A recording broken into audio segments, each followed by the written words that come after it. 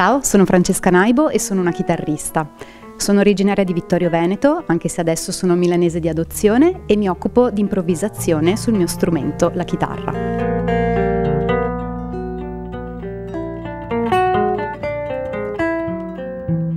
Io nasco come chitarrista classica, ho seguito un percorso di formazione di tipo tradizionale fino ad arrivare al diploma in conservatorio,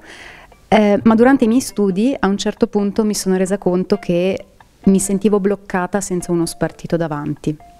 E quello è stato il momento in cui ho deciso di iniziare un viaggio di esplorazione del mio strumento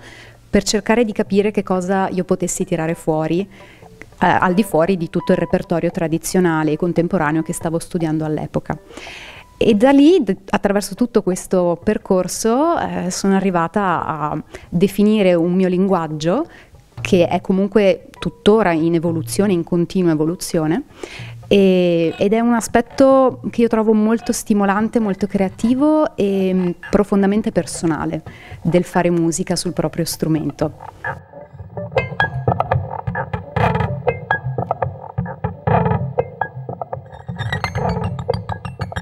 Questo mio percorso di esplorazione si è concretizzato la scorsa estate con una pubblicazione discografica di tipo solistico,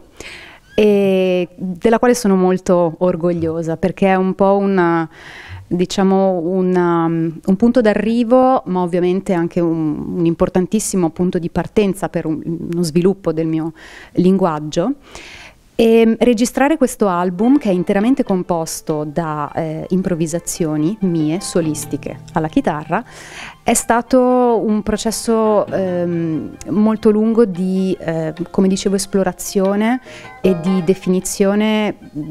di quello che voglio tirare fuori dal mio strumento. Nonostante questo, la cosa divertente è che approcciarsi all'improvvisazione significa rimanere aperti alla possibilità di un qualsiasi evento che può accadere in quel preciso istante. Parallelamente a questo c'è chiaramente una cura molto scrupolosa del suono, di tutti i suoni che voglio ottenere dal mio strumento, e per fare questo devo dire che la mia formazione classica mi ha aiutata moltissimo, quindi questa attenzione alla qualità acustica penso faccia molto la differenza.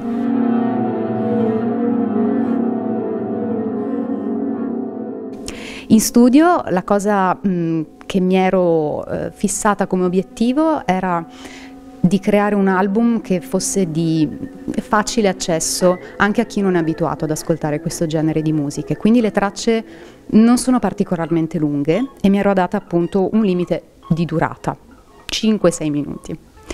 E devo dire che non ho una traccia particolarmente cara, sono molto affezionata a tutte e 14 e devo dire che è stata una grande soddisfazione poter condividere con tutti quello che è successo in quelle 2 giornate in studio.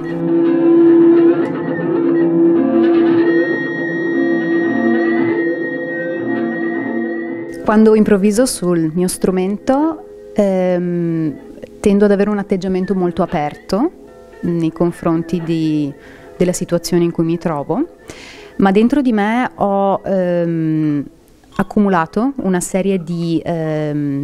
caratteristiche di suoni e di termini musicali o di elementi che ho fatto miei nel corso del tempo, nel corso degli anni di pratica e di studio,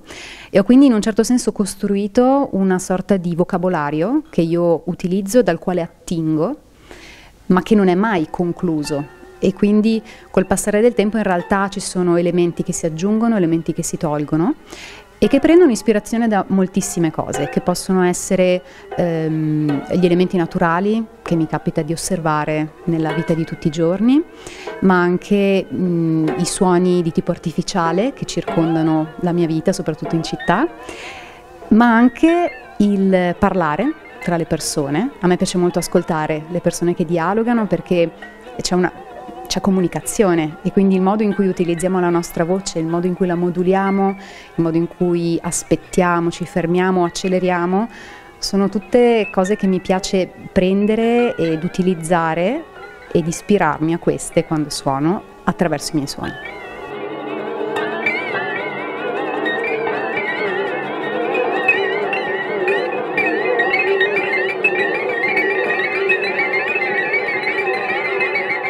I miei progetti futuri sono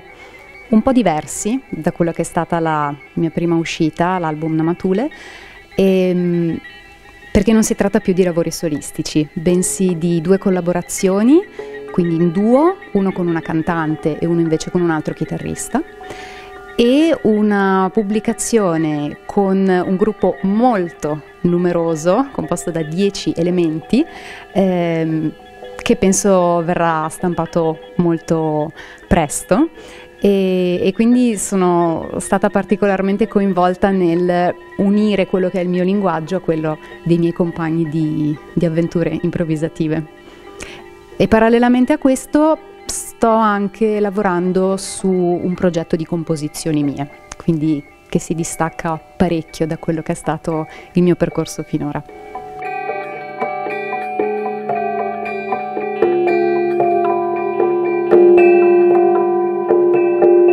Se avete piacere di seguire le mie attività e rimanere sempre aggiornati su quello che faccio, potete seguirmi sulle piattaforme Facebook e Instagram, dove sono presente. Se invece vi piace l'idea di guardare dei video delle mie esibizioni, ne sono disponibili sulla piattaforma YouTube. Se invece volete sostenere il mio lavoro e acquistare la mia musica, potete farlo sulla piattaforma Bandcamp, dove è disponibile il mio album Namatule, che c'è sia in formato CD che in formato digitale, e questa piattaforma è un modo molto diretto, etico e concreto per supportare la musica e i musicisti.